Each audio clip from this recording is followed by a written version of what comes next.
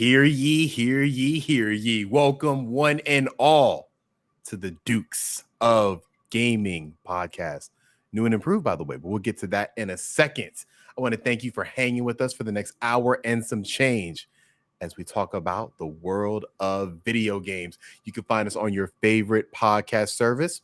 You can watch us live on Twitch, and you can find us on YouTube.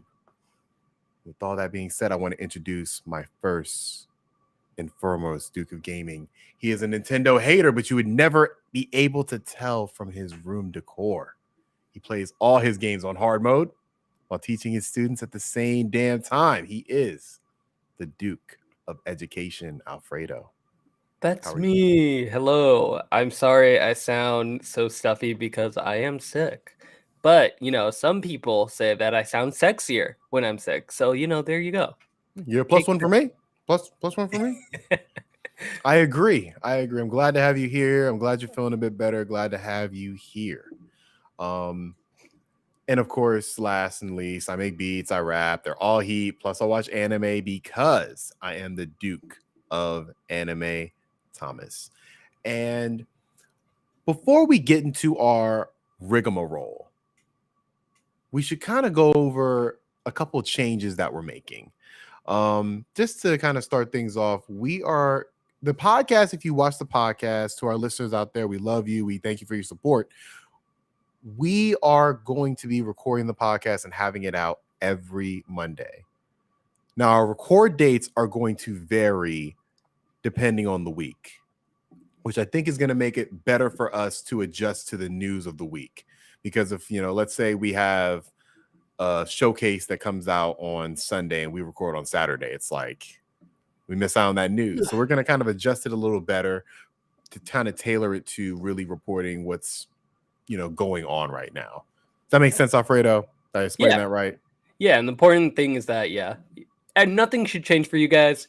Just expect an episode from us every Monday. And but the one thing that might be different is that we might have a little bit of a smaller cast for these podcast clips. Mm-hmm. So you might not get all 5 Dukes. But if you do want that, you can hit us up on our Twitch, which we will have all 5 of us on Saturday night streaming. So you can join us there, chat with us. We'll be playing games, probably talking more about news, just in a more relaxed manner, not giving you guys the news in a super formal and informed way like we're about to do right now. If you are craving more Dukes and the hour and 20 isn't good enough for you, you need to hit up the Twitch stream. We're going to be on there starting at 9. We might be a little late. Sorry for a little tardy. We're on different area codes. We're going to work it out. But we try to at least have a couple Dukes on at around 9 and extend that out to around midnight. That's pretty much the goal of our Twitch. And if there is a game you want us to be playing while we're chatting it up, let us know. And don't be afraid to join us in a game as well. That'd be pretty fun as well. So, but that's really the big change. We're having a Ben's book club coming up relatively soon. We're going to have, my knowledge, Kentucky Route Zero. That's next on the docket. So stay tuned for that. We'll have a date for that relatively soon to announce. And yeah, I think that's pretty much the rigmarole. We're going to have some other YouTube content. Just stay tuned for that as well. But let's get back to the meat and potatoes of the Dukes of Gaming podcast. And we have to ask the age-old gamer question. I'm going to ask it to you, Alfredo. I'm ready. What have you been playing this week, man? What have I been playing? I've been playing 2 games that I really want to talk about. And the first game is a point-and-click adventure game called Norco that recently came out about, I want to say, 3-ish weeks ago. So it's relatively new. All of the gaming sites have been giving this game rave reviews, like 9s out of 10s, 10s out of 10s, calling it a masterpiece. It's supposed to be a really, really, really good game, and it is on Game Pass. So, being the game lover I am, I decided to play it, especially because it's only supposed to take about 5 hours. So it's on the shorter side as well. So I load up this game and I start playing it. Immediately reminds me of super, super old school. I'm talking like 90s point and click adventure games. Not reminiscent of things like it's not really Grim Fandango point and click, but it's definitely from an older time. The art style really makes you reminiscent of those 90s 90s gamer times where Doom just came out.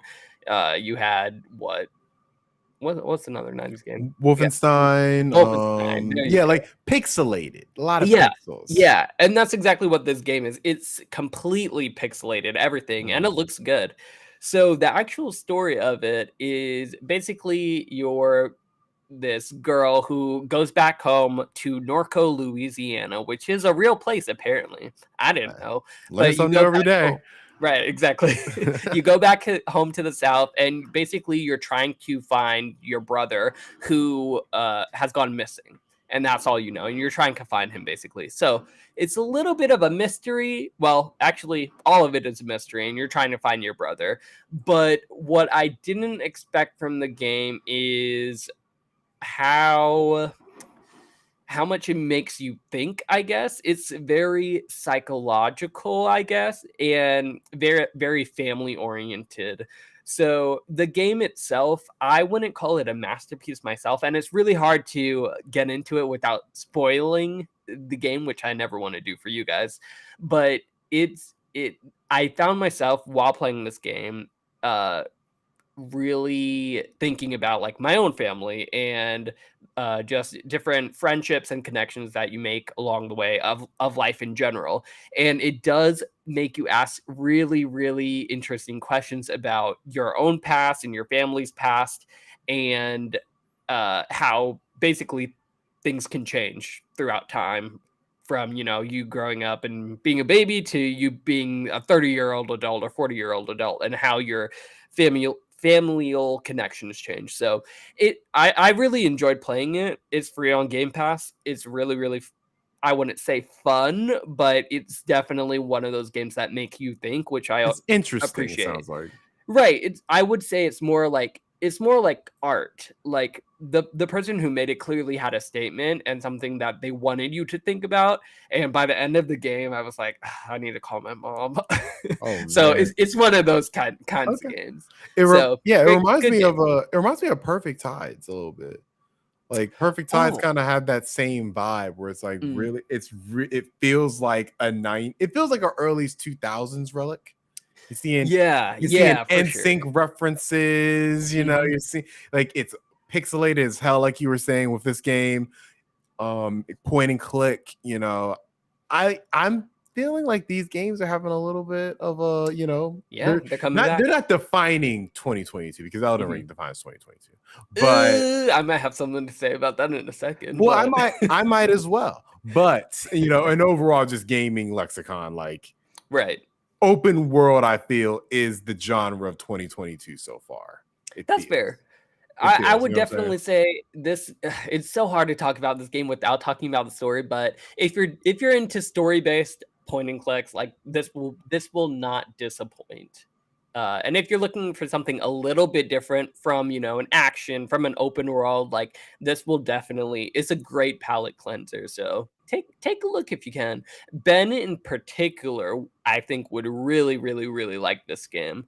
So we got to make sure we shout it out to him. We It need a is Duke of very Design we need Duke of Design to go over exactly. the design of this game. I'm curious. It's been on my wish list on Steam for a bit. It's on Game So Pass. I didn't know it was on Game Pass. So it's like, damn, well, that might be what I'm doing tomorrow. Yeah. And just to answer chat questions, yes, we're talking about Norco. And yeah, it is all text based. There's no voice acting. It's super old school. The characters are great. Story's good. So check it out. But the other game that I really wanted to talk about is Final Fantasy Origins Stranger of Paradise. Super, super, super long game. Amazing game. So, I want to as hear you your guys thoughts. know, Thomas in particular, I have been waiting to play this game since I played the demo like months ago. It highly anticipated it because they basically said this is going to be a Dark Souls Final Fantasy game. And I love Dark Souls games, like the harder combat of Dark Souls, and I love Final Fantasy. So naturally, I thought I would love this game. And when I played the demo, what really stood out to me was how good the combat system was. So since then and playing it now, the biggest thing that I noticed was how much that they actually toned down the Dark Souls-ness of it since the first demo released. Because when the first demo released, your party members, they were completely useless. They would just die in 2 hits basically, and then you would just be fighting the first boss. And when I actually got to the first boss that I replayed this time, I took them out in 2 seconds. I'm playing on hard mode, obviously, but it was not the challenge that I was presented to when the demo first released. It's not So I hard was at like, all. okay, yeah, okay, this is an easier game. But now I'm about 30 hours in, like at the very end of the game. I'm playing all the side quests. I'm playing everything about this game because the combat is so good, I feel like. And now 30 hours in, I will say that the end game or closer to the end game, there's a steeper difficulty curve. Like it gets hard toward the end. But I think what makes this game so special and so good, besides the fact that I'm a fan of Final Fantasy and Dark Souls, is it takes the Dark Souls nature and it makes the combat something special. You're not just getting Dark Souls or Elden Ring combat where, okay, you have multiple different weapons that you can equip, but at the end of the day, okay, you're slashing, you're dodge rolling, and that's all you get. Okay, you might have a magic item like you do in Elden Ring. You might be able to, summon, but at the end of the day, all you're doing is slashing and rolling. This game actually does something extremely innovative to Dark Souls combat, which is it implements what in Final Fantasy has is something called the job system, where okay, in for Elden Ring, for example, you can be a prisoner, you can be a vagabond, you can be a samurai. Like they have different classes, and they have different stats associated with them, but the classes don't really change that much. Yeah, some are more magic based, some are less, but it's not a complete revamp. This job system is a complete revamp of everything you know about Dark Souls. Basically, you have 2 different jobs that you can switch between. So you might be a mage class, and you can also be a melee assassin class, for example. And with the press of one button, triangle, you can switch between those classes seamlessly. So you'll go from holding, you might have a build and costumes and weapons associated with a mage class. So you might have a wand, you might have mage ropes and all of that. And then you have specific skills that you can completely customize to that job. And then when you press triangle, you can completely switch to your assassin job. So you have a different weapon, which moves completely different. You have different clothes, which gives you all of these different stats. You have different abilities that completely change the game. So it's a really, really, really cool way to change the game. The classes really feel super, super distinct, and they have very extensive skill trees associated with each job or each class, as opposed to you just moving around numbers like you do in Elden Ring. So I know it sounds like I'm bashing Elden Ring a bit, and I kind of am, because I was all in on Elden Ring before I got this game, and this game does the combat so much better, in my opinion. Like it doesn't even Elden Ring's combat does not hold a candle to this game. It's much much more action focused as opposed to Dark Souls, and I really like that. Now, the story's trash. Okay? It Now doesn't my make I, no I was sense. I was gonna ask you because Yeah. I'm like the equivalent of 3 levels in. Yeah, no. The story does Mm-mm. not get better at all, does it? No. Okay, there's a story there, but you really have to search for it. Like you really have to do some Kingdom Hearts lore digging, figuring out how these pieces fit. The dialogue is terrible. You're not going to know what's going on. But in my defense, I don't play Dark Souls for the story. I don't play Kingdom Hearts for the story. I mean, I kind of do, but I don't play these games for the story. I play them for the combat, and the combat is untouchable. So, in my in my humble opinion, this game beats Elden Ring flat. That's all I have to say about that. Thomas's face. Okay. Thomas, what do you have to say about this? So I put in about maybe 6 hours into Strangers of Paradise. I am waiting to play co-op to see if my opinion changes. I played this game right after Elden Ring. I put a lot of time into Elden Ring, and I was getting murked by a Millennia. Or no, sorry, I forgot the story boss. Millennia. No, it was the other Oh, boss. I forgot her name. I forgot their name. Fuck. There's too many bosses in there. I know, it's too many fucking bosses. But I was getting my head bashed by a boss, and I was like, you know what? Let me try this $60 game that I bought. Let's try this out. Let's just roll the dice. Let's put it in. I heard chaos probably like 40 times within the first 30 minutes. You What's know, wrong with that? nothing's wrong with it. It's a very interesting story. When you're saying it's like when you say the combat is better than Elden Ring, are you saying the moment to moment combat, or are you saying the systems are what put it over Elden Ring? Everything. Systems? I'm saying both. The systems are far superior. Here's the thing. I can roll with you on systems just from the standpoint of I've always felt that From Software systems in terms of the menu is horrible. I've always thought that. And that has not changed with Elden Ring. It did not change with Elden Ring at all. So I'm completely with you, because when I'm in the Strangers of Paradise menu, I gotta say I feel like I'm home. Yeah. Like there's this options for you. There's a familiarity to it. I've played countless Final Fantasy games, and the fact that it like kind of feels like they kept that feeling of Final Fantasy in the combat, like the systems. Like I respect that, and I will say I do enjoy that more than Elden Ring systems. But on every other grounds, Alfredo, I feel like that's blasphemous.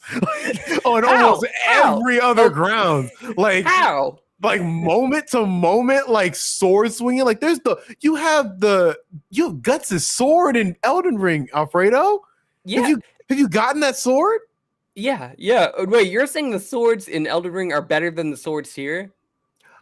I'd say I got a few questions for you. If absolutely, no, absolutely. Okay. Well, first question, why? Second question, there are a lot. How many classes have you tried? Because one of the biggest reasons why this game is better than Elden Ring in terms of combat is because it actually gives you a reason to try all of the different classes and jobs, because they all feel extremely distinct in terms of what weapon you are using. So if you're using a sword, it's extremely different from you using a great sword, extremely different from you using daggers, extremely different from you using fist. So I guess my question is, which weapons have you gotten the chance to use? Because I've used all of them, so I'm pretty familiar with them, and they all feel very, very good. Better than Elden Ring, to be honest. I can't remember the sword I was using. I remember I found a sword and it was higher than my sword before, so I upgraded it. I mean, as long as it's a sword, they're all going to be the same. But like, if it's a sword to a great sword, like that will feel very different. I think it was a great sword. I think I changed from a regular sword to a great sword, and I used them both just like in different situations. At the end of the day, I didn't play a lot of Strangers of Paradise, but just in terms of what I initially feel, and Elden Ring for me has probably, from a moment to moment gameplay, probably the best combat in any open world game ever. Open world game. Okay. Open world game. Just moment to moment combat. It's like the reason why I pick Elden Ring, even without having played as much as you for Strangers of Paradise, and obviously my opinion can change based on more hours put into the game, but just from what I've experienced, Elden Ring has the most flexible, like skill, job, whatever you want to call it, system to me. What? Because no way. Not over this game, it doesn't. In terms, because it doesn't go by a job system here. Like it goes, I'm sorry, Elden Ring. It doesn't go by a job system in Elden Ring. It literally just you can pick whatever you want. And as long as you Right, have the but that's stat, and as long as you have but the that's the stats, problem. and you can respec your stats if you need to. Because like when I got the greatsword, for example, which is, I gotta say, that might be my favorite weapon in any video game I've ever held. I love, like, when I got that greatsword and I like really melted it, got the stats up for it. There really isn't much over. I've ever. Yeah, there's not much I've played that feels better than maybe Kratos' axe. That's the only comparison I can make. You know, how I got to that was I had to respec. And I didn't have enough souls, so I was like, well, fuck, now I gotta go mine some souls. You know what I'm saying? It's like they've made, like, if you want to change your class, you have to earn that. And I think that just that in and of itself is a better gameplay system than, here are all these jobs, you can choose what jobs you want to do. I think that from a gameplay moment to moment combat perspective is better. I like how that works. I do not like the menus in Elden Ring. That is something that Stranger of Paradise does do, but I barely want to give it that because it's a Final Fantasy game. And like it had to have that. You know what I'm saying? So I do think it works out better for it, but it's almost like it's a mandatory thing. It was going to have that, you know, to begin with. And it's not better than Final Fantasy 7 Remake's menu. I would argue It's pretty good.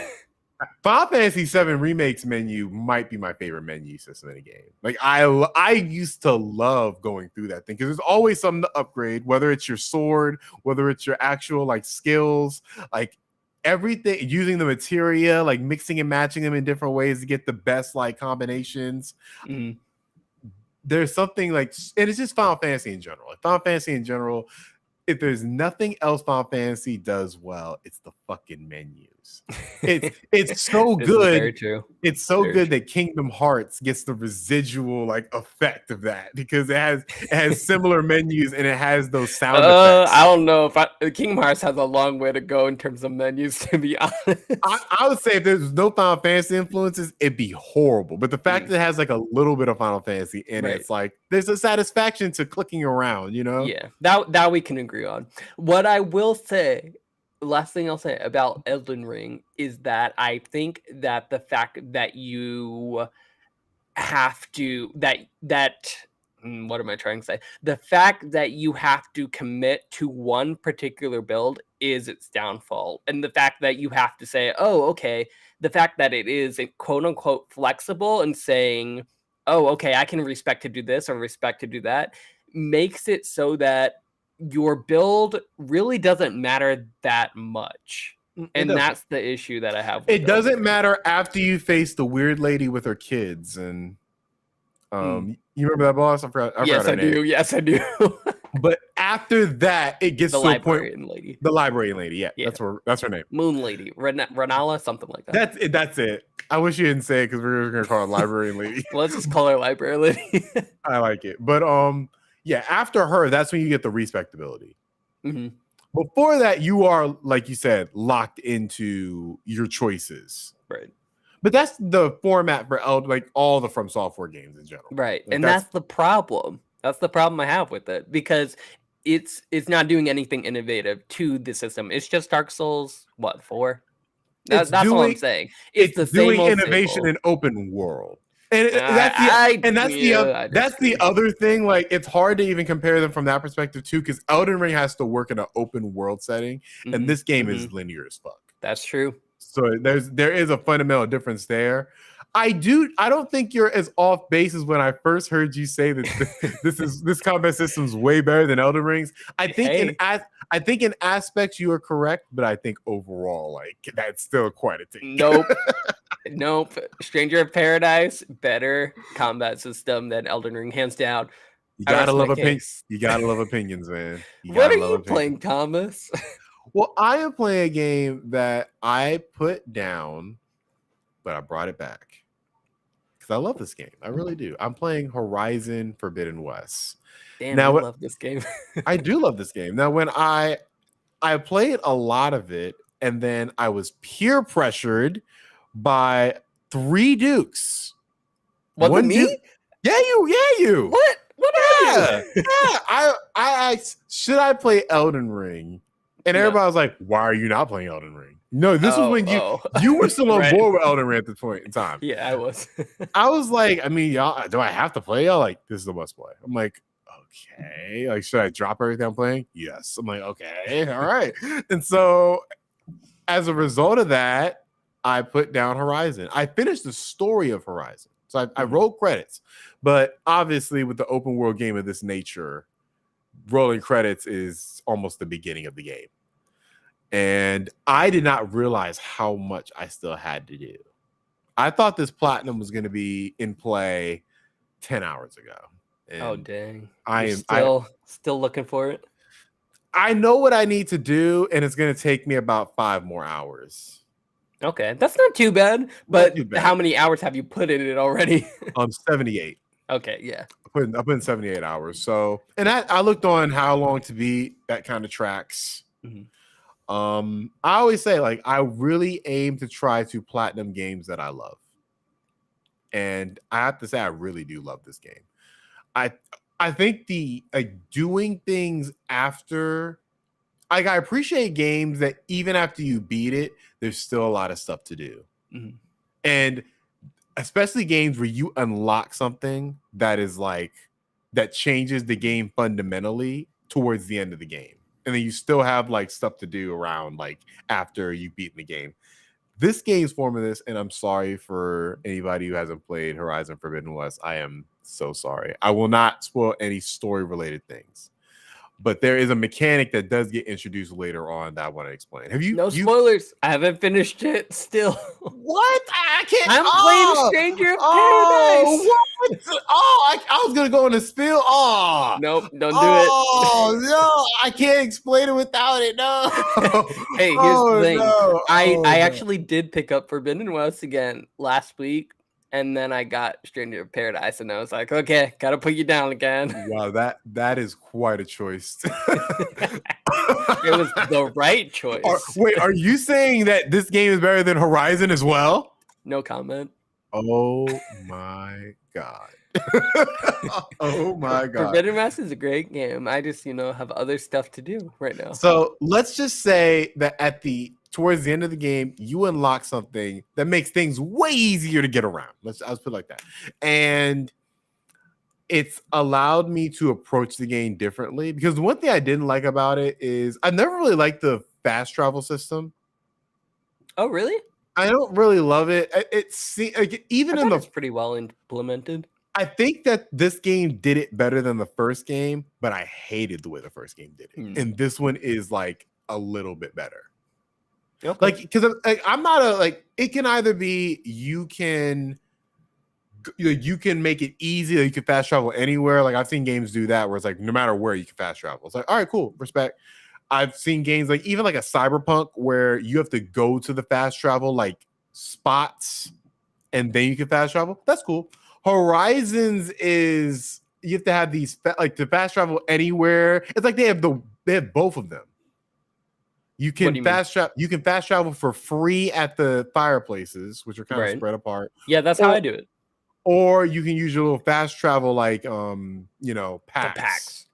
And I'm sitting there all the time like, why can't I just have an unlimited amount of these packs? I think they ended up doing that. They didn't. No, in the first one.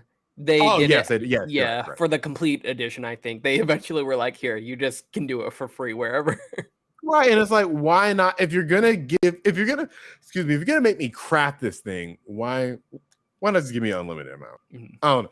That's the only thing I really had an issue with. But besides that, the thing you unlock kind of changes that whole thing, where it's like, I love traveling this world now. It's my second favorite mode of transportation besides Spider-Man's web swinging. I love. Hard to beat that one. It's hard to beat, but this one comes close. Like, I really do love that unlock.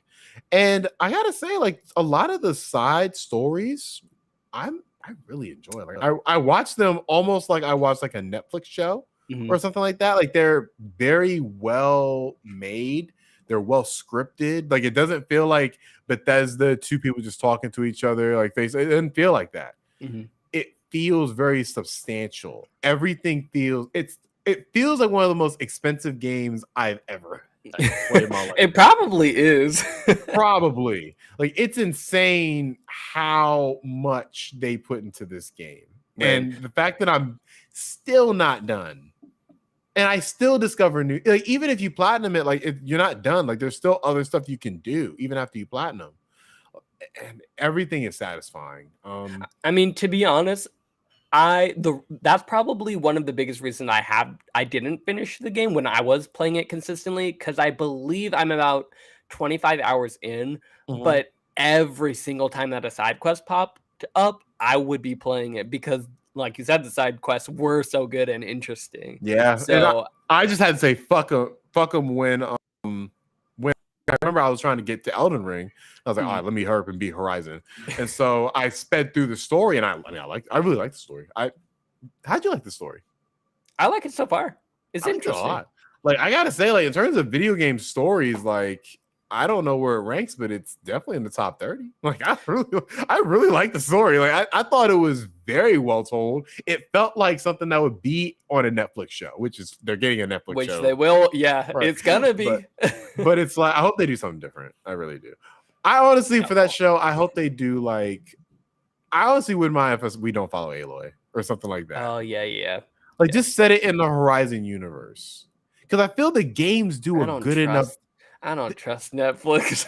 I don't trust them either. You're right about that. The game, I feel, does a good enough job of telling this story. I really, it's gonna be hard when we get to the end of the year, man, because everything in my heart is gonna want to give this game of the year because I love this game. Yes, I love this game. Finish it so that I can, be in that conversation. All of us have pretty much played it at least.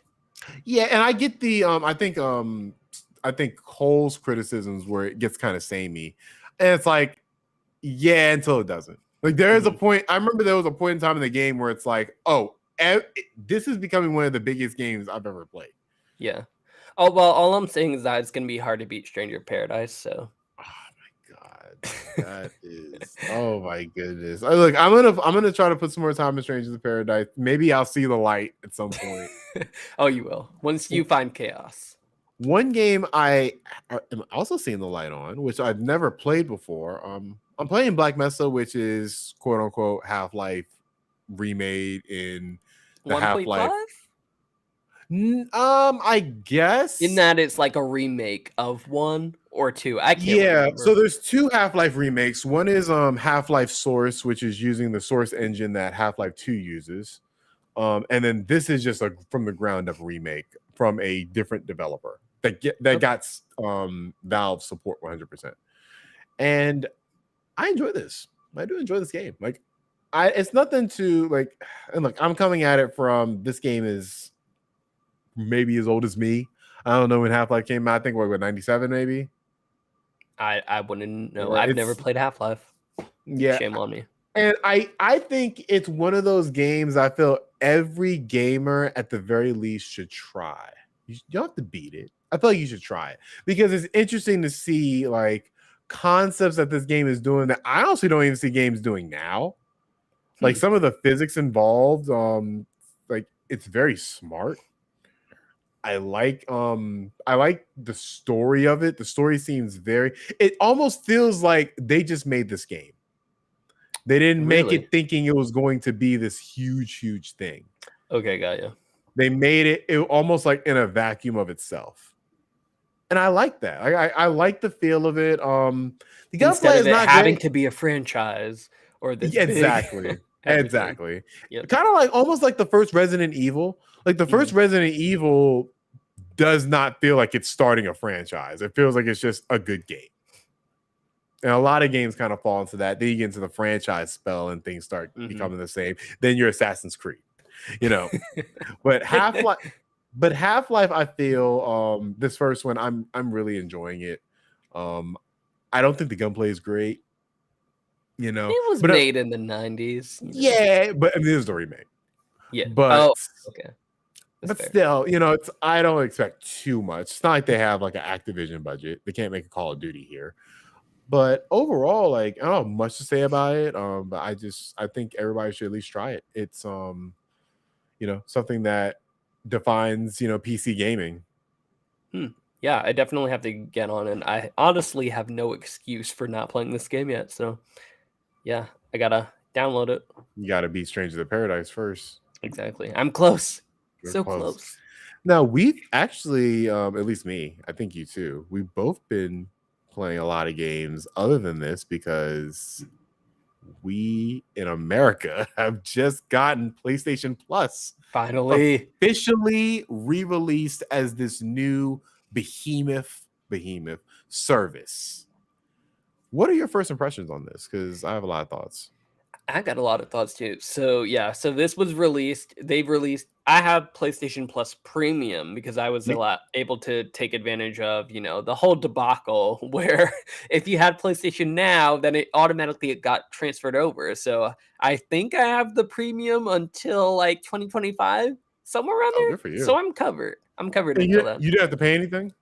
I had to pay basically the PlayStation Plus subscription for a year, So it was just basically the price of PlayStation Plus, so the $60 per year. Did they give you a prorated rate?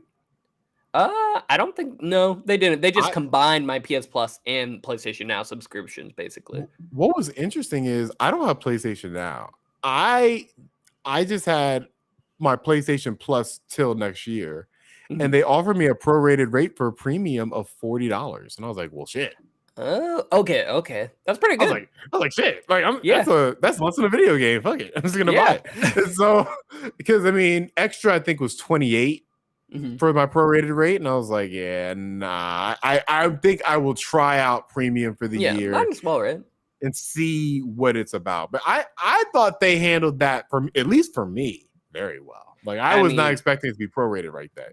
Yeah, I took advantage of the system, so hey, it worked out for me. But in terms of the actual games on it, so since it went live, 2 weeks ago, I hopped on this week finally, and I was looking through their catalog, and it was a lot better than I thought it was going to be, to be completely honest, because I was just scrolling through the 100 or so games that they have on there, and I was like, oh, they have this. Oh, they have this. I wanted to try this. Oh, they have this. I wanted, like, there were so many instances of games that I always wanted to try, but I didn't want to dish out the 10, the 20, the $30 to actually play it.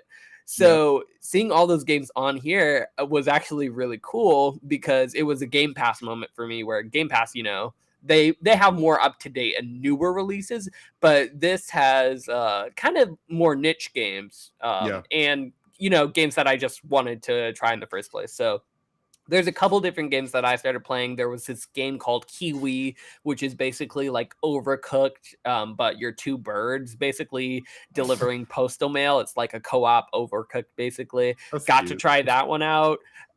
Really, really fun. Don't know if I would pay the $15, $20 for it, but the joy of the service is that I don't have to. I finally got around to playing Telling Lies like last night, and I was hooked on playing that all of last night. There's a couple other games like Death Stranding. I can finally play that because it came to the PS Plus collection. There's just so many games that I was like, oh, cool. I can actually try these games without having to pay for it. That has already made it worth it. And I haven't even gotten my hard drive isn't big enough to download all of the games that I have been interested that are on the service so far. So I've actually gotten to try both the downloads and the streaming, and the streaming is solid. I only tried Telling Lies, so something that isn't, something you need super tight latency for. So I'm not sure how, an action game with streaming would go for that. Maybe you can speak more about that. But in terms of their gaming catalog, I think is really, really great, especially for just starting out. Other than that, yeah, I think it's pretty good. What about you? I like it. I have spent about a week and some change just experimenting with a lot of different types of games. I really wanted to kind of delve deep into the service, just in general. So just to start with the games, I think there's a great collection of games here.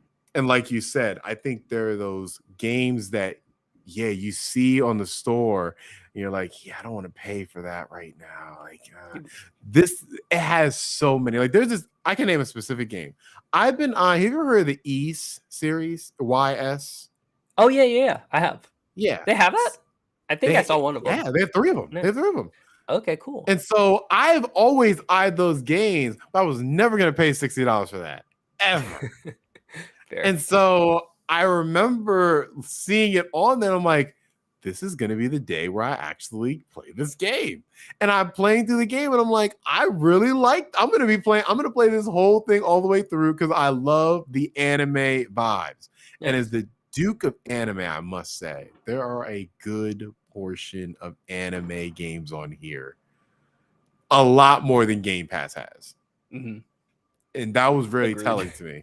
There was a lot of anime games. I'm talking Disaster Report. I don't know if I think you like Disaster Report. I don't even know what that is. It's like an end of the world simulator, and your health bar is based on your stress. So, like, if an earthquake, God. so it's anime as fuck too. That does not sound, relaxing. You'll know in the first 20 minutes whether it's your type of game or not. They have a good amount of Final Fantasies on there. Obviously, all the PlayStation games. I tried out Gravity Rush as well. I never played that. I saw that too. I need to try that. Well, I won't You don't lie. like it? I thought I would. I don't like it that much. Well, hey, you didn't have to pay extra for it. Exactly. I mean, you did, but that's the main thing. I would have been sad if I had paid like $20 for that. Mm-hmm.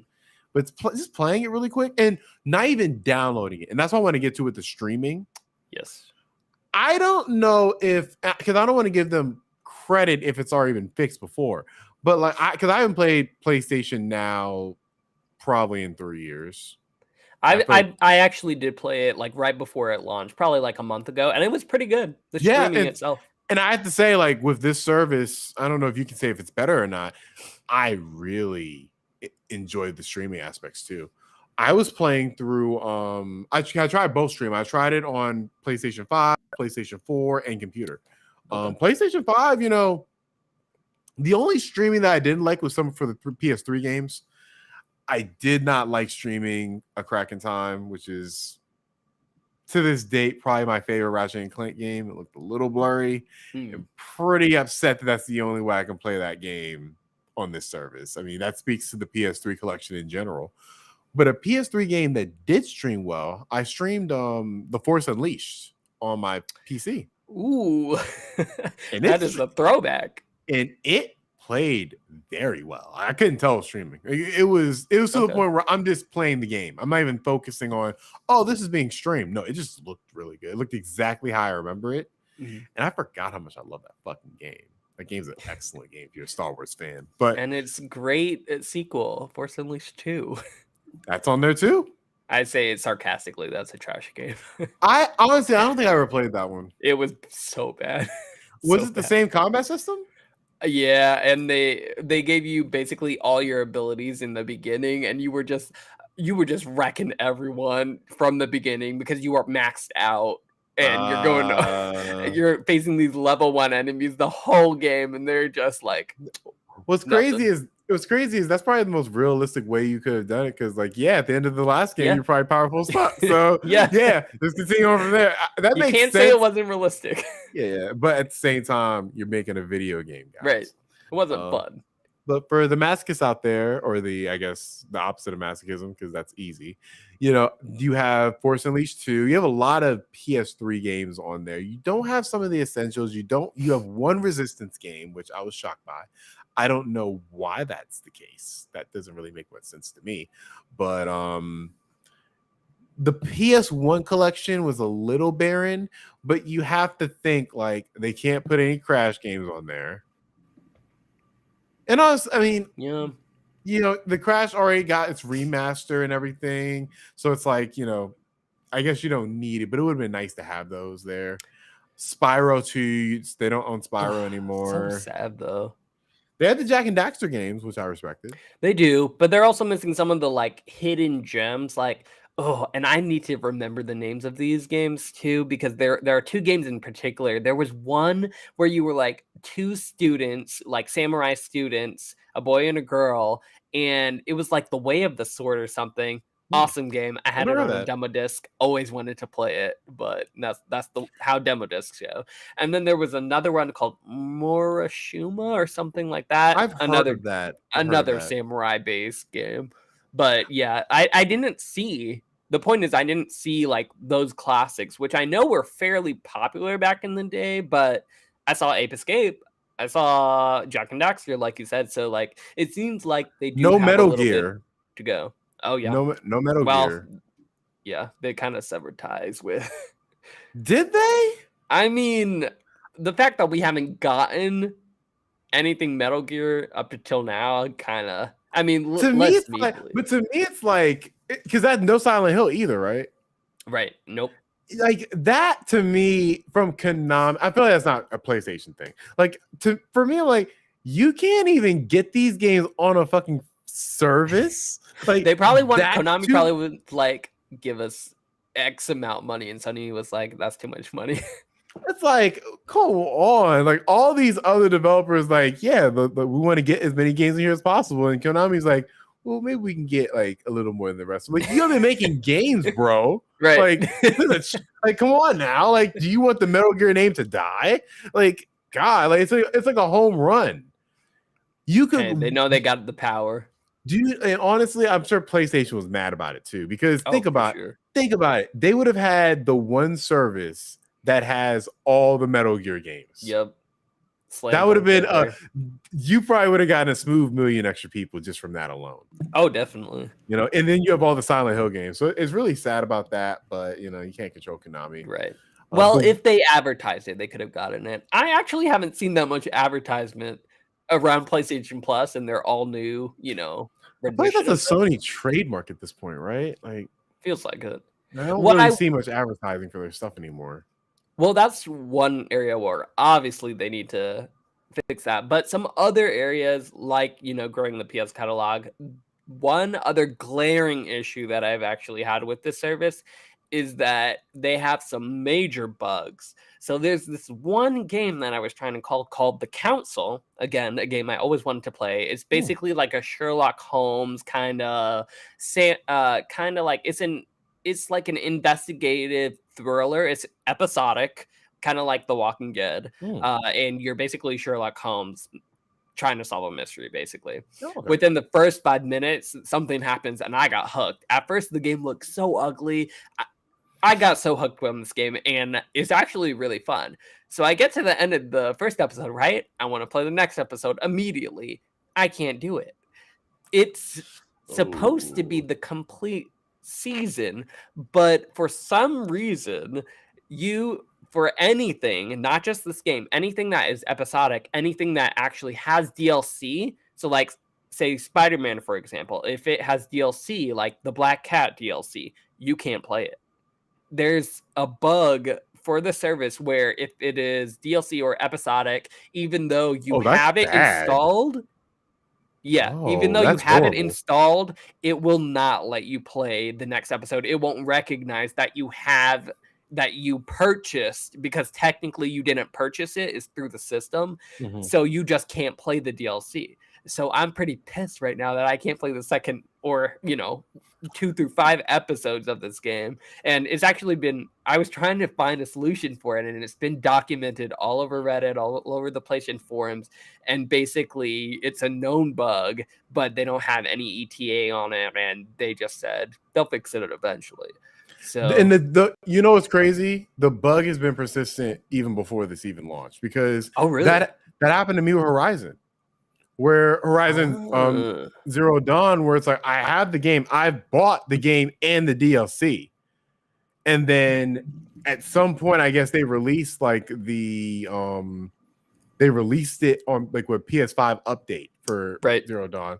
And now I can't access my DLC. It's like you have to you need to have Horizon Complete Edition, not Horizon Zero Dawn plus Horizon Frozen Wind. It's like this is the complete version of the game. I bought it. I paid both of them. I paid more money for this than the actual Complete Edition. Like, come on, like, and so it's a PlayStation issue in general. Right. It needs to be addressed. That is a damn shame, because there's a lot of episodic and a lot of DLC. Like Spider-Man. Exactly. Why is Spider-Man PS5 not on here? That is, I don't understand why Because that's a thing. they want the Spider-Man money. That But that it, sells well, itself. but it doesn't. They don't even sell that standalone.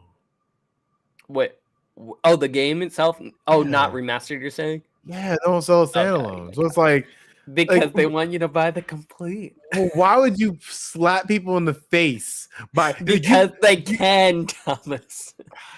they can't Because keep they getting away can. with this, They will Alfredo. they will slap you in the face and you'll say thank you. I will. I will. I will say the one. I'll get to the game trials in a second. I try a little bit of those, but the one downside to the service, it's not the service's fault. It bursted a nostalgia bubble in me. I have swore up and down that Toy Story 2 I for saw that. PlayStation I saw was it. a good game my entire life. Please don't. Don't tell me it's not good. I was gonna download it. It's downloaded on my. I'm keeping. I'm gonna beat this game at some point Is throughout it the hard? year. It's probably hard. It's probably so hard. It's hard because it feels so terrible. No. Like after playing, like I feel like I played that game before I played like Mario 64, and before I played like a lot of other platformers. And like I guess I love the idea of platformers in general. And Toy Story was one of the first platformers I ever played. Same. So when playing it today, it was so stark. I was like, this can't. I look. I was like, is this the same game? Like, there's no way. Not a knockoff. I was like, did I play a different Toy Story 2 when I was younger? It's like, no, this is the Toy Story 2. I was shocked No. at how bad that game controls. I don't believe you. I'm gonna download it and I'm Hey, gonna tell you you're wrong. It's only 500 megabytes, but good luck. I'm doing it. Prepare to have your dreams bursted. I was I so refuse. sad. I refuse. I wish it wasn't on the service because I would have just stuck with the memory that this is one of the best games of all time. And I'm sure it is. I'm sure it still is. Oh man, well, I would love to hear your thoughts. Shouts out Lightyear coming out last week.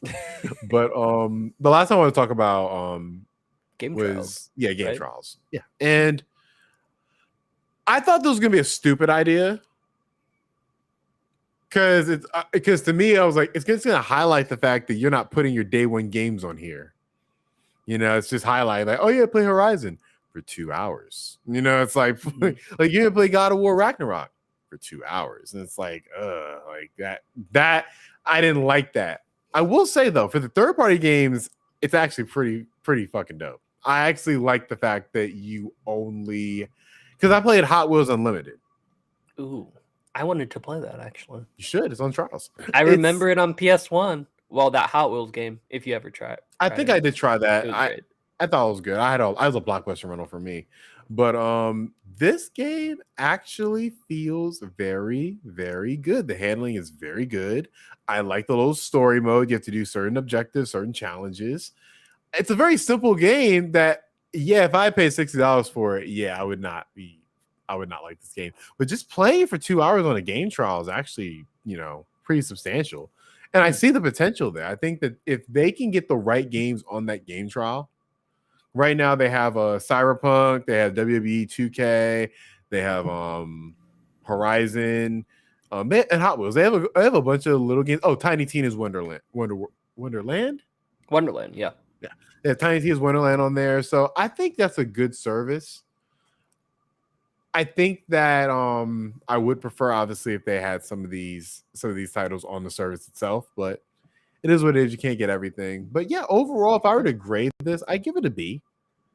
Yeah, I think I would give it sits that in the middle. too. It sits in the middle between Game Pass and whatever the fuck Nintendo's doing.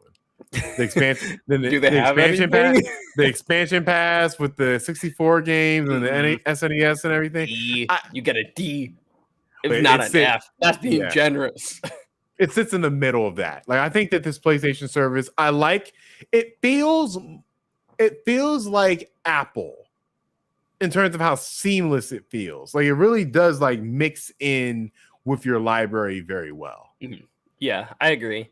And yeah, I think I'm liking what I'm seeing. Yeah, and I think Game Pass is just a little more like Android-ish. Yeah, for sure. Now, that's a good analogy. Yeah, and I think I do prefer Game Pass. I think Game Pass just has a lot. Like There's less games, yes, but let's be completely honest. Like, there is a lot of trash within this PlayStation Plus collection. I scrolled through because there were some diamonds in the rough, but I had to go through a lot of rough. There was a lot of rough going through there. I was looking at some of these games like, wow. There was like a My Little Pony game next to a Sudoku game. I'm like, really? We couldn't curtail this a little better? Hey, we gotta offer everything. You know, you never know what people are in the mood for. It's like Todd Howard. Yo, look over here. You can go to any mountain. You can play any game you want. It's like we don't need to play every game. Not that one. No. Right. We don't need to play every single game. But I think that they did a good job launching this. Obviously, there's some kinks that need to be made. Did you have any final thoughts on your impressions on this service? Yeah, I'm right in line with you. Just fix the goddamn DLC. Add maybe an option for you to look through all of the action games, like how you can do on Game Pass. Look through all the shooters, like just some simple, discoverability that they lack right now. I think that'll be a nice to have. Just things like that. But first and foremost, please fix the DLC so that I can play the Council episode 2. Speaking I gotta say about that. Well, speaking of 2, we have 2 conferences for you to kind of go over. The last remnants, I feel, of Games Fest, Summer Games Fest. We got a Final Fantasy anniversary celebration. We'll talk about this one first. I cannot believe that we got this. Like, I said it on the stream. I said it I was so happy. This was 10 minutes. And the entire 10 minutes, I'm like, this is probably the best showcase. Out of what? Yeah, man. No. Yeah. Because look, I like the Xbox showcase, but it was a little disappointing because they left out a lot of games that they probably should have said something about. I mean, yeah. But this one was 10 minutes. And in terms of like value of time, I got so much out of this within 10 minutes. Did you though? Because they opened it up with 25th anniversary, right? We're expecting we're gonna get some in-depth looks of Final Fantasy 2 and no, it's 10 minutes. It's 10 minutes. It's 10 minutes, but I expect I honestly, Alfredo, I expected for them to just do some love fest to Final Fantasy 7, have Nomura come on, talk about it. You know what I'm saying? Let's try to make some connection to Kingdom Hearts, something like that. Like that's what I was expecting from this. I said in my wildest dreams, there are 3 things that could happen. Give me my Crisis Core remake, which you got confirmed. Give me part 2, which you also got confirmed coming next winter, which probably isn't going to happen. And let my Xbox brethren shine and give them Final Fantasy remake announced for Xbox. And the fact that didn't happen was shocking. I honestly was visibly shocked that they didn't do that. And that honestly leads to an even bigger conversation of what is the deal in place for Final Fantasy 7 remake? That's a great question because it seems like it might be, hey, it's only going to Xbox will only get this game once the trilogy, which it was announced that this remake is actually a trilogy, and the third one is currently in development as well. Final Fantasy 7 Revengeance. It's coming. Reunion or something. I think there actually is already a Final Fantasy 7 reunion. I think that's what the Crisis Core remake is called. Reunion. Oh, okay. Yeah, I think Xbox might get it when all 3 games are out, which would be crazy because I feel like we won't get the third one until what? Like if the next one does come out end of next year, 2028, I'd assume. Yeah. That's a long exclusivity window. I don't think it's that crazy. If it's that crazy, that's insane. I think it is. You will get Final Fantasy 7 remake when you get Final Fantasy 7 remake when Final Fantasy 7 Rebirth comes out. That would make sense. I feel like that's fair. Like that makes more. I think they'll get it after it comes out, like maybe a year after it comes out. Possibly, I can see that too. But just for it's Sony to rake in that, sequel money a little more. and I can see Square doing this too. They could release Rebirth on PlayStation 5, of course, and then release both Rebirth and Remake in one collection for Xbox, exclusive to Game Pass, of course. See, and then you get everybody hype for the third one. I feel like that's the most Square they'll do thing. that, because I think that they would do that one for the third one. Like, they would wait to do it. Oh, they're gonna sell that one too. They're gonna do that too. Yeah. And I'm gonna buy it because I'm a shill. It's gonna happen. I'm gonna buy it for both. Because God, Final Fantasy like, I guess we can get to Final Fantasy 7 2 in a second, but obviously the mobile games. I mean, yeah, they opened with the mobile games. I was like, I will say that second one did not look bad. That second one is like they're doing like Elseworlds, like stories within the Final Fantasy 7 mythos using. Are you talking about the chibi looking one? No. Well, yeah, it's a chibi looking one, but the battle system, when they're in the battle mode, it looks like Final Fantasy 7 remake models. It did. What it reminded me though of how they did Final Fantasy 15 Pocket Edition. So I thought it was going to be more in lines of that, where it was the story, of Final Fantasy 15. That would have been my most anticipated game of the year if they released because that is essentially a remake of Final Fantasy 7 if that was the case. Yeah. If you had made that Final Fantasy 7 in that style in the entire game, oh yeah, I'm pulling out my iPhone. I'm playing that shit every day. Like, that'd be insane. And that's what I thought it was. I thought it was that. I mean, I was like, I'm glad this is here, but like, what I'm looking for is Crisis Core, and then Crisis Core happened, and we got it.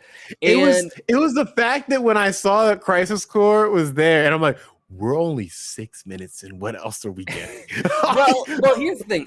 To be honest, I was a little bit disappointed about Crisis Core. So for you guys that don't know, Crisis Core is like the prequel to Final Fantasy 7 that originally came out on PSP, and so when they announced the remake for it, I thought, this doesn't look that good. Was it just me?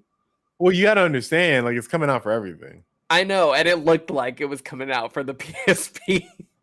No, I can't remember PSP. Oh my God. It looked like the PSP. Oh, you're wrong. No, it's coming out on Switch. It's coming out on X, which also it's coming that's coming out on Xbox. So I'm like, okay, I didn't catch that.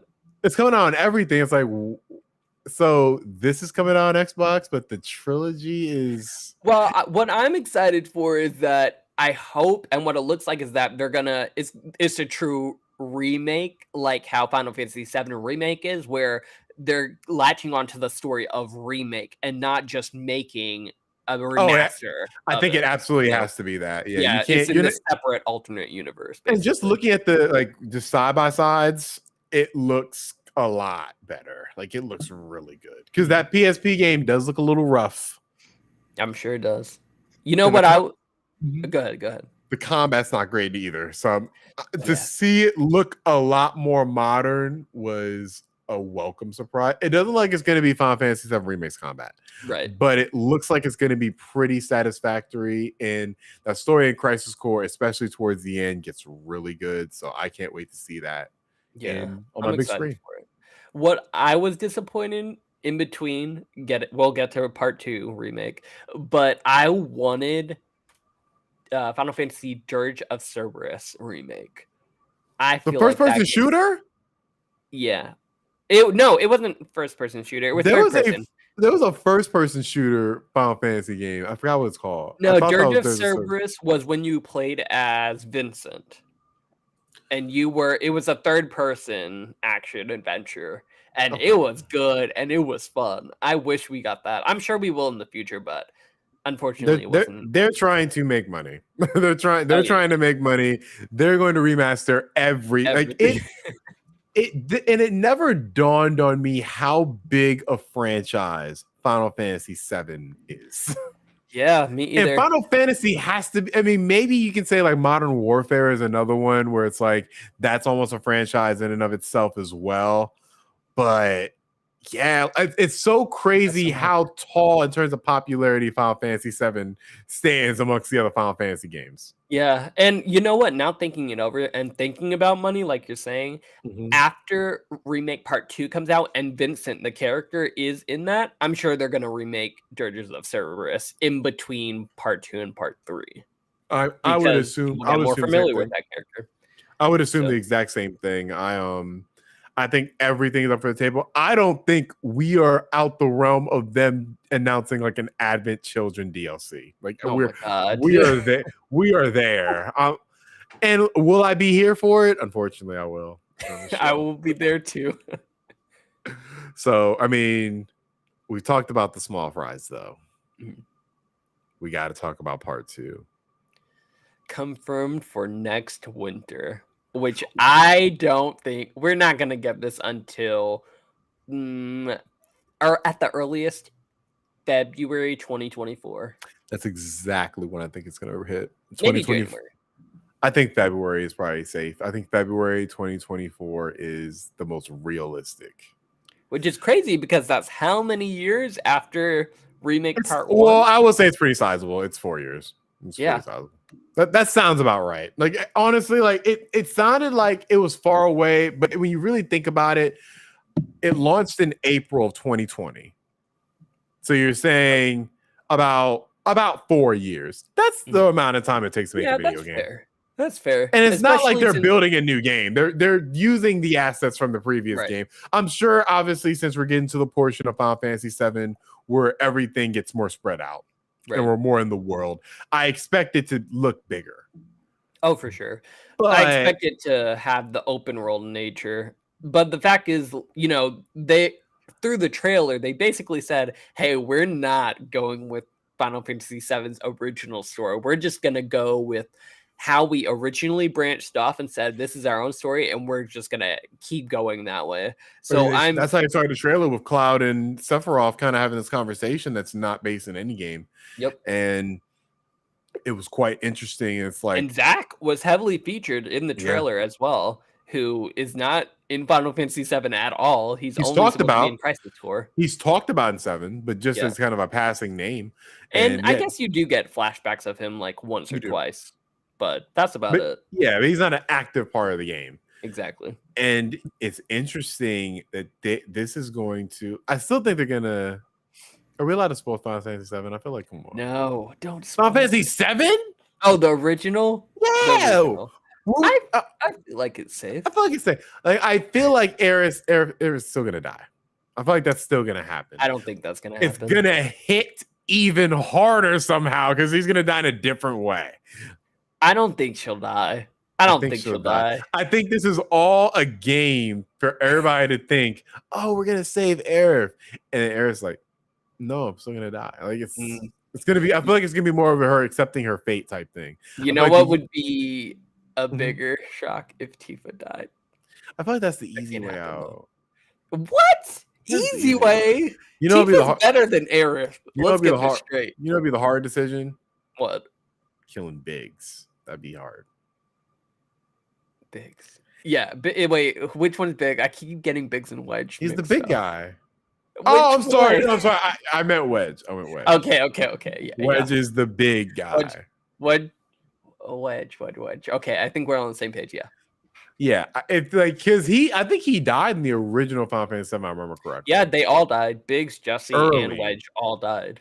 And now, you know, only one of them died out of those 3 so far. Yeah, in the remake. And now it's like those deaths might mean more. I think we're gonna get into a place.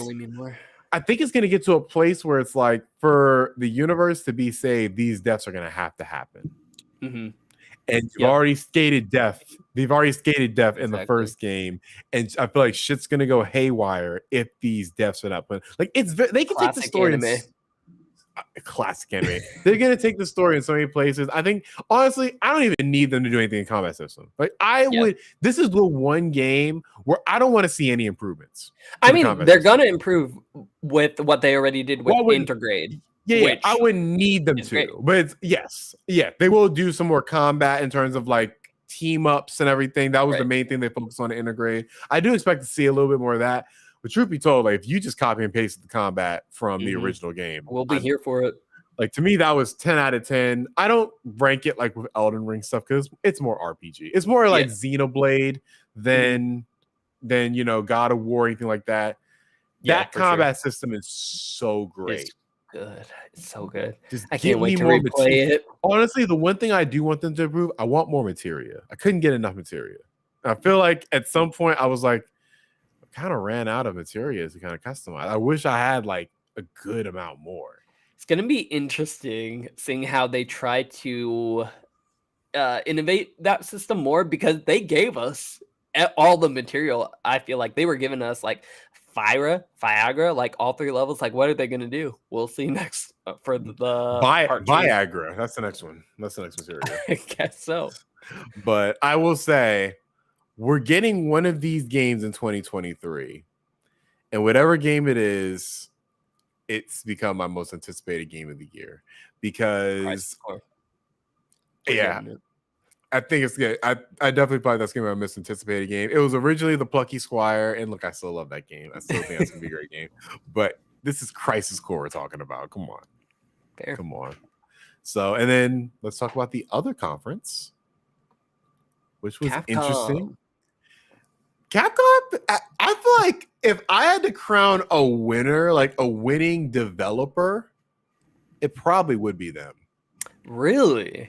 In terms of just a developer. They did have what? Their high. Well, so their highlights. I'm sorry, publisher. I'm sorry, publisher. They're in terms because they're different.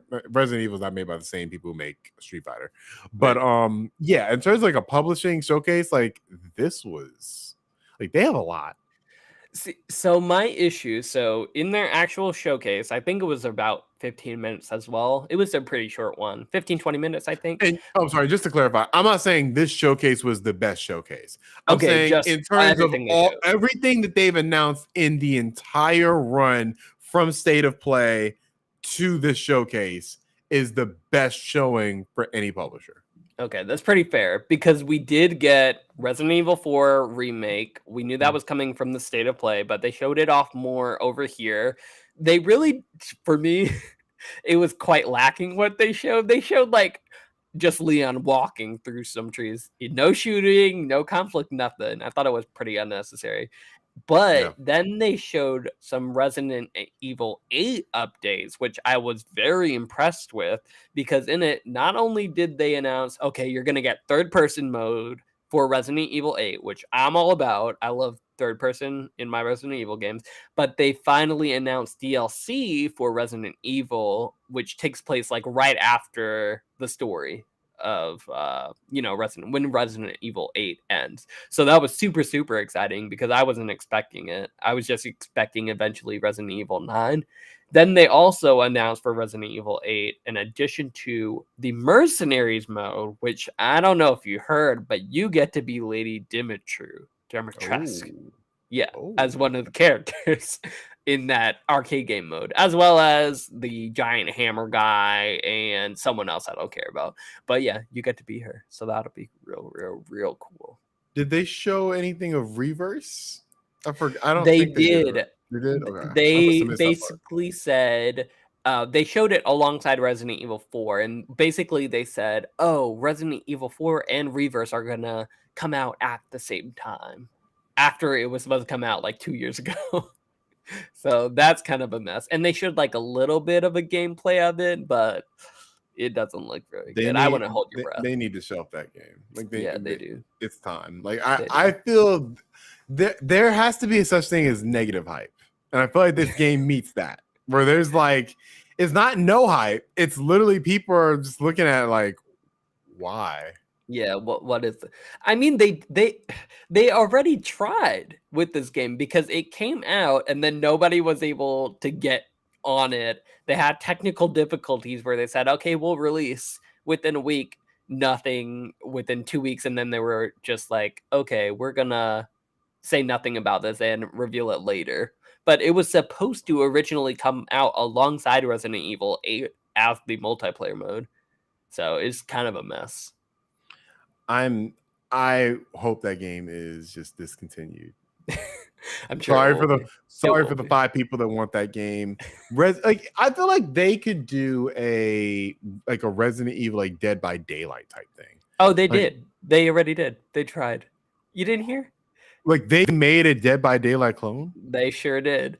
Oh And man. it came out with Resident Evil 3 remake. It was a multiplayer that came Oh alongside it. yeah. It was Oh that. Dead by Daylight, basically, and it was Ah. trash. I was so excited. Oh. It was bad. They just need to stop. They just need to cut their losses, stick with the single player, maybe do, Resident Evil Revelations where you have the co-op option. I'm here for that. Do that, but don't do these multiplayer like focus games. You guys aren't good at that. Stick That's all with I'm saying. what you know. Stick with your Exactly. strengths. Else here, they showed a little bit of a Street Fighter as well, right? Yep. And Yeah. I'm excited for that. I am not a good fighting game person, but I'm a sucker for a fighting game story. Like I don't know why. I love the Mortal Kombat stories. I love like Uh-oh. I think we lost Thomas. Well, I think what he was saying was that he loves the Mortal Kombat in general, but for me, I have actually never played it, Mortal Kombat before, but I believe that is on the PlayStation Plus service, so we have that to look forward to. So while Thomas is gone, I guess I'll just continue with the news. Oh, here he is. There you are. my VPN said no for a second. I don't know what I was like, oh, he must really captivate by what I was saying. Well, what were you saying? You said you love Mortal Kombat, right?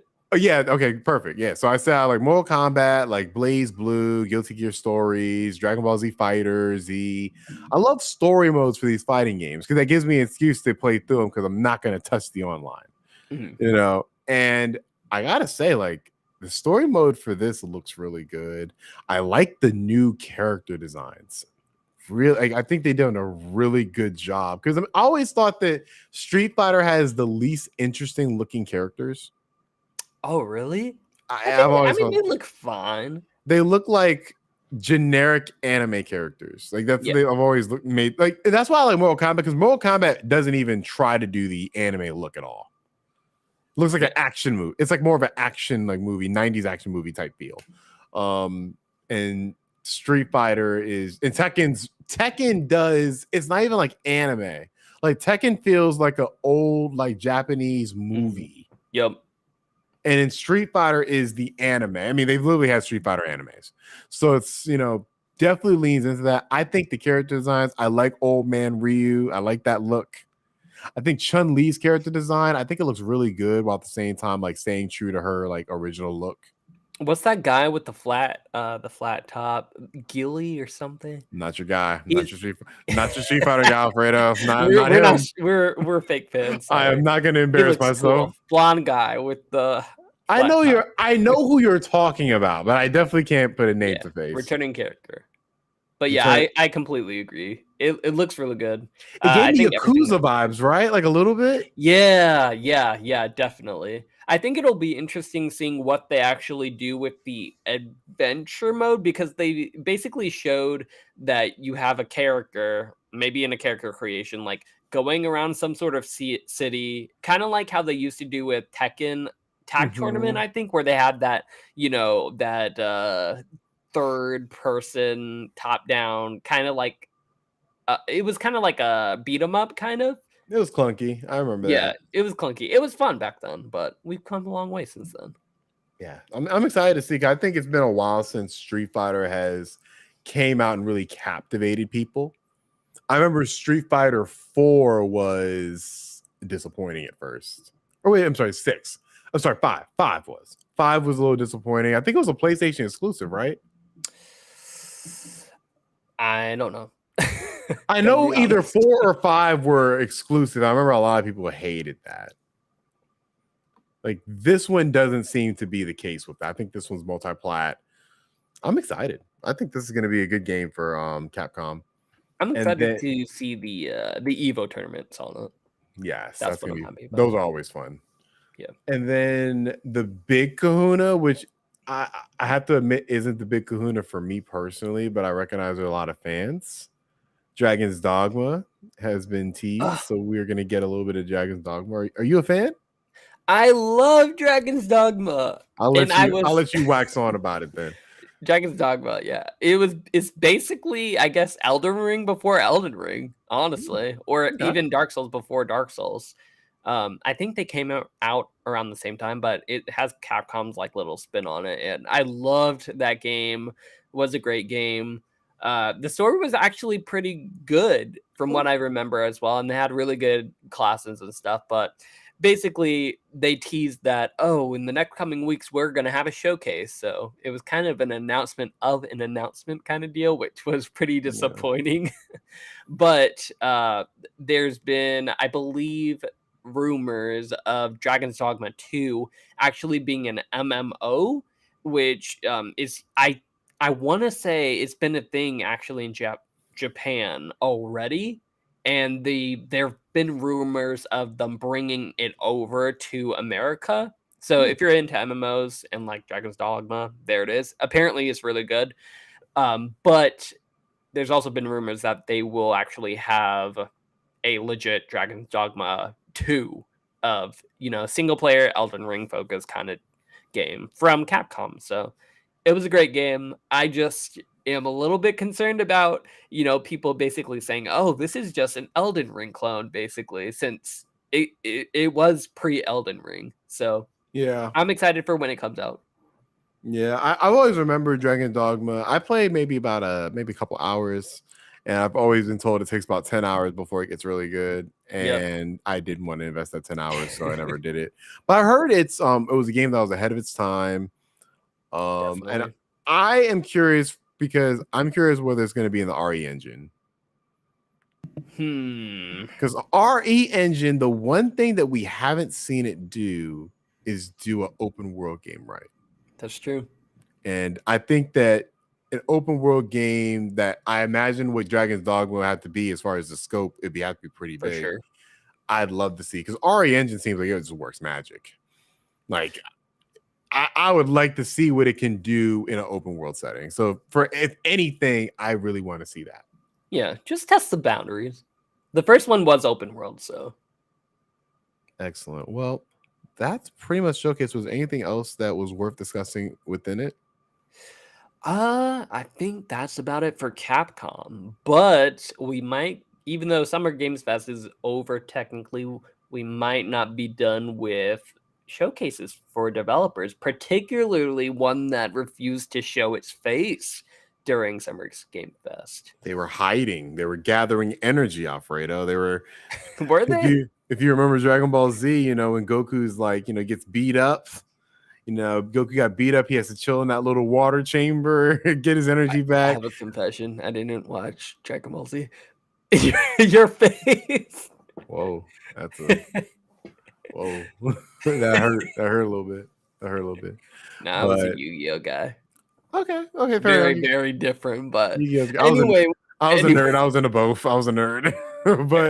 but yeah, so Nintendo, that's our next topic, of course. Nintendo is announcing their well, maybe. announcements. I think it's confirmed we're getting one direct.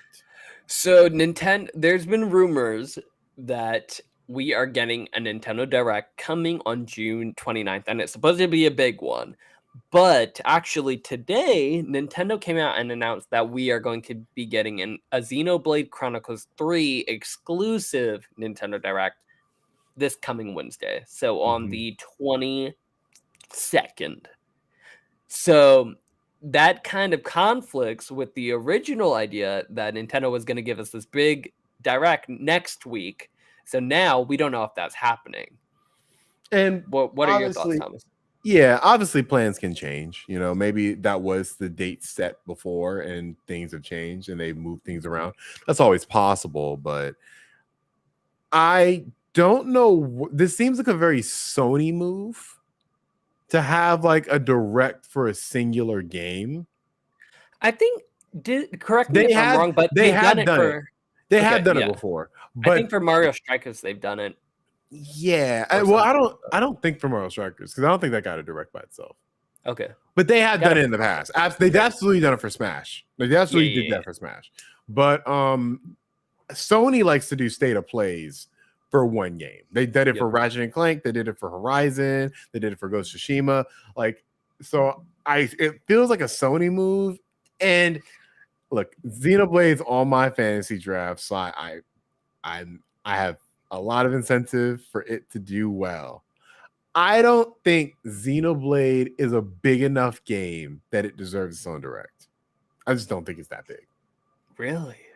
I don't know. I feel like the fans of Xenoblade might. I feel like there's a lot of them secretly. I'm not one of them. Well, all 12 of y'all show up at my house. We'll see what happens. They're gonna show up. You're gonna be regretted. They might. But I'm not trying to disrespect the fan base or anything. It's just if you had to rank Nintendo franchises, like where does Xenoblade rank? In all of Nintendo franchises, I can't rank that. Oh my god! But that's my point. It's like it's gonna rank towards it's not in the top 20. Isn't I think it is in the top 20. It's definitely in the top 20. I think it's closer to I'll say, Alfredo, it depends on what you mean by Nintendo. Because like Mario itself has like 8 franchises, for being completely honest. Yes. Zelda has like 4. It does? It has a 3D Zelda games, it has a 2D Zelda game. You can't split those up. That's cheating. You can't. No, you can't. No, you can't say like 3D Mario game is the same as a 2D Mario game. They're different games. Different franchises. Okay, I'll give it to that. Mario Luigi, that's a different. That's an RPG. Oh my god! Oh my god! You sound like a Nintendo investor right now. Maybe I am, but I would say, okay, if we're not going that deep into it, maybe it's like at the edge of like top 10. Yeah. I think it's like top 10 at least. And I feel like even then I'm being gracious. I think that's good. I feel like Xenoblade has also gotten a bad rap because when it was coming out, it came out on Wii. And it sold gangbusters. It sold pretty well. And then the next one was stranded on Wii U. Mm-hmm. God knows, I don't think we ever got a port for that game, actually. No, we did. I have it for Switch. Not Chronicles X. Oh, Chronicles X. I'm talking about Xenoblade Chronicles 2. No, I'm talking about the one on Wii U. Oh, okay. I was like, what? Yeah, that game's lost to time. Okay, I was like, I don't even know what that is. Right, exactly. Like Nintendo's like, yeah, we don't remember that game. And then they released the original Xenoblade Chronicles on 3DS, and you had to have the special DS to play that one. Yep. And it's like this franchise to me had a rough start in terms of like the first. Cause I feel like I don't know if the first game sold Game Boy stuff, right? I kind of want the challenge flag on that one. I don't think it's. I think it's. I'll look it up, but I'm pretty sure that's why they keep making new ones because it's so popular. But keep talking. I'll look it up right now. Okay. So it's like I don't like. I think Xenoblade is gonna be a good game.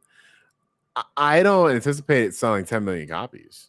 Okay, as of March 2021, the Xenoblade Chronicles series has sold over 6 million copies worldwide. That's not a lot. Because that's not give it its own direct numbers. Yeah. That's the franchise, like that's the entire series. Which and I imagine Xenoblade Chronicles 2 is probably a big portion of those sales. Probably. I'm gonna look up Xenoblade Chronicles 2 sales just to see. And then okay, here it is. Mm-hmm. Xenoblade Chronicles 2 has sold 2.17 million units worldwide as of 2020, December 31st, 2020. So that's like what? That's a little more than 1/3, right? Yeah, so it released in 2017, so within 4 years they sold 2 million copies. And the definitive and the Xenoblade Chronicles are probably going to include the definitive edition with that probably. As well. So, like you said, it's not a game-buster game. Yeah, it's not a low-selling franchise. It's not nothing. But and maybe I'm biased. Where is Bayonetta 3? You are. Why doesn't that get a direct? Come on, Nintendo. Because it's not ready. It has to be ready. They've been making this game forever. And that's the problem. So them coming out and saying, "Oh, we're gonna show Xenoblade Chronicles," tells me one thing: they don't have the games. They don't have Bayonetta 3 ready to show Don't like say this that. month where Don't say that. everyone Don't else say is showing these that. big games. They Alfredo, don't have stop. Bayonetta 3. Alfredo, stop. Don't They say don't that. they don't have Legend of Zelda Breath of the Wild 2. Like they don't Absolutely, have they games. absolutely don't have that. They absolutely don't Well, have Breath yeah, of the Wild they 2. even said that. Yeah. But the point is they don't have enough games to do a direct. Unless it was like an indie direct. They don't have enough first party games in their pipeline for the rest of the year to do a conference or a 30-minute, Nintendo Direct justice, which is a little bit concerning because now I'm thinking, okay, what Nintendo games are we going to actually get for the rest of the year besides Xenoblade Chronicles? Which, like we saw, isn't a super seller. Yeah. When it comes to Nintendo. Here's the problem.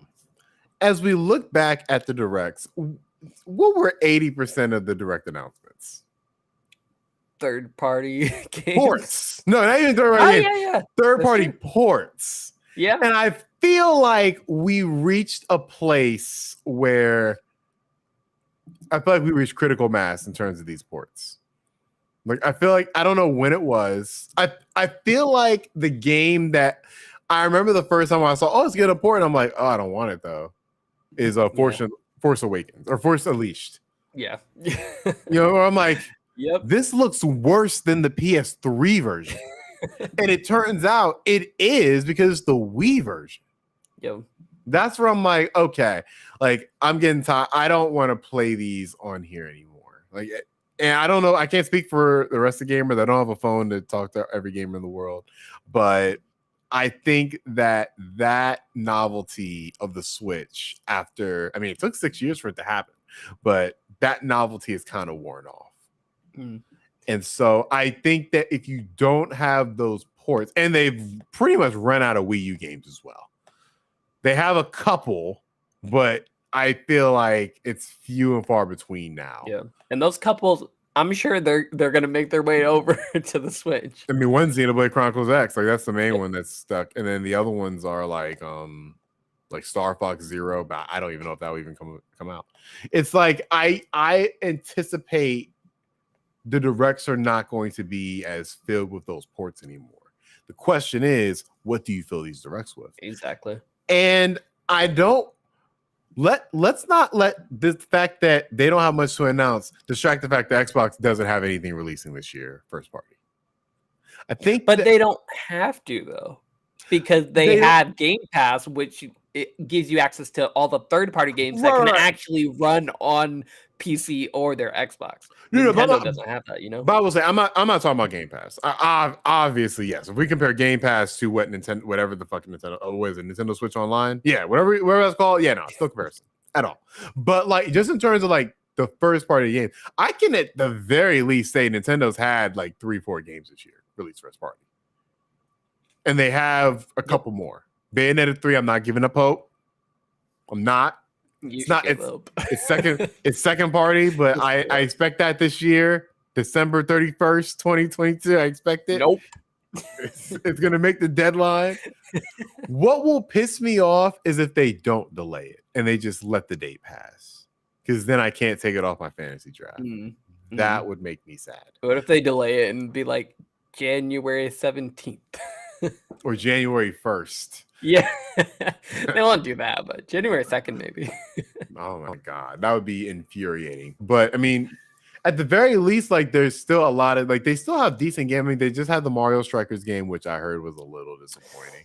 Yeah, which seems to be a trend with Nintendo games now. Nintendo Sports games. I agree. Yeah.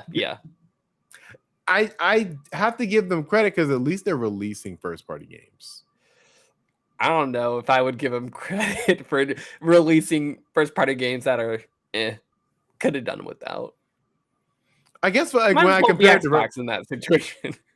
But the thing is with Xbox, like we know we are not getting any exclusives until next year.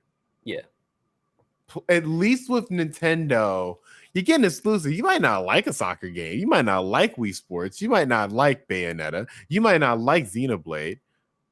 but you might like one of these things. And it's like, I have to respect that. I don't know That's why fair. I think this, but I think Nintendo was hit the hardest by the pandemic in terms of from all the video game developers. I just imagine because it's not to say their studios are, better than their studios are better or worse than Sony's. I think Sony just has so many different types of studios. Yeah. That I think that they all kind of handle their stuff a little differently. While I believe Nintendo studios are a bit more close together, a bit more archaic, and probably way more traditional. Yeah. So I would Yeah, I assume a can see work that. from home like mantra would have been a lot harder to implement for Nintendo than it would be for Xbox and Sony. Yeah. That's the only rationale I can really think about it. I just know the results. We have not really gotten much from Nintendo since the pandemic started. We've gotten, I'm trying to think. We got Metroid. Metroid. Which you What hated. else? I didn't hate it. We I got hated the map. Is what I Okay, hated. fair enough. Fair enough. That's a big part of the game, but fair enough. Yeah. I'm And going to replay it on the hard mode, and I'll probably like it because I know, how Metroid works now. So I'll I'm let you sure know. I'm sure that'll make Clams happy. But That's the game of the besides year. that, what have we gotten actually from Nintendo? Makes me think. Pokemon. Mm. Pokemon Oh, has been I haven't tried that actually. yeah. Legends. Pokemon. I mean, look, I'm not gonna lie. Like Arceus is the best Pokemon game ever made. And we're getting another one, which I'm I definitely know. going to try. In the same style, and I'm like, Yep. that is interesting. I'm really curious to see how it's gonna work going forward. And but besides those two franchises, I can't really think of anything substantial. Yeah, I'm missing, a Mario, like a third person classic Nintendo game. I feel like we've been waiting for one of those for so long and we just haven't gotten one, We got Bowser's Fury last year. which was a remake. I mean, well, it was included because Bowser's Fury was like basically like a DLC along with Super Mario 3D, right? I wouldn't classify it as that. It seemed like a double feature. If I were to compare it to anything, it's like a double Oh feature. god. Ugh, that just sounds so wrong when it comes to video games, I guess. Do you remember my rant on the game of the year? I sure do. I was so disappointed by Yeah, that. you were not here for it. And I think I hurt Cole's and Clams' feelings, and I'm not sorry. I did not like that game. I still have to play it. I think you should play it. Like I mean, look, I'm paying $60 though for it. And that's where it's gonna stay. Yeah, well, good luck getting it on sale. Good luck. I mean, get it for a Super Mario World because that's a amazing game. Or Super Mario 3D World. But yeah, no, I think that Nintendo was affected the hardest by the pandemic, and I still think we're feeling the repercussions of that. I actually think it might have made the Switch's generation even longer. I would believe it. They were already trying to extend it as much as possible. So yeah, not to say the pandemic was a good thing for them, but I do think they're like, yeah, we're gonna reap as many it was good. sales. It was good for that Animal Crossing money. Sure. When do you think we're gonna see another Nintendo Direct? Okay, so besides the one this week, obviously, I think we'll get one. I'm gonna be optimistic on it. I think we'll get one next month in July. I'll say the week of July 20th. I feel like that would be a first to have two directs in back-to-back months. I think they know. My reasoning is that they know that they need, it's E3 week, basically. They can't just go E3 month without saying something. They got to show, what's next for Nintendo? Because right now we're like, I guess there is nothing for Nintendo. So they got to prove us wrong. And I think they know that. So we'll see something next month. I think the future of Nintendo has never looked more unclear. In terms of, the future of the Switch. I feel like it's never looked more unclear because really, like, in terms of games we're waiting for, like, a lot of the games I had on my bingo list are gone now. Like, they've all been released. Like, Shimigami Tensei was the one that was holding strong. Like, we're not releasing this game. We announced this game in 2017 and it's still not out. And it finally came out and it's like, oh, well, damn, everything that they announced in that first initial little... you remember when they had that little, like, of all the game developers that they were working with? Yep, I remember. All of those So games have released. They're all they done. have. Oh, Mhm. wow, okay. Yeah, so we're I all thought you were done gonna with. say they've been delayed or released. No, it's all done. And so Okay. now we're getting sequels to certain of those games. I expect we're going to get a Super Mario Odyssey 2 or Super Mario, whatever the next one's going to be. Yep.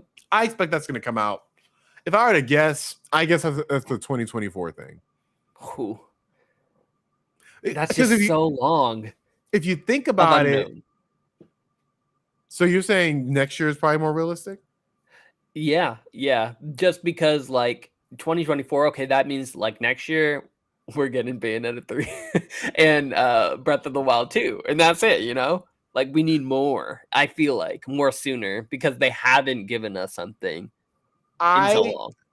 I think that Zelda benefited because it was a launch game. And I think Zelda had been ready for a while. I think Zelda was ready and then they ported it to Switch. Because that was originally supposed to be a Wii U game. That game was Ooh, supposed to come out way earlier than it did, actually.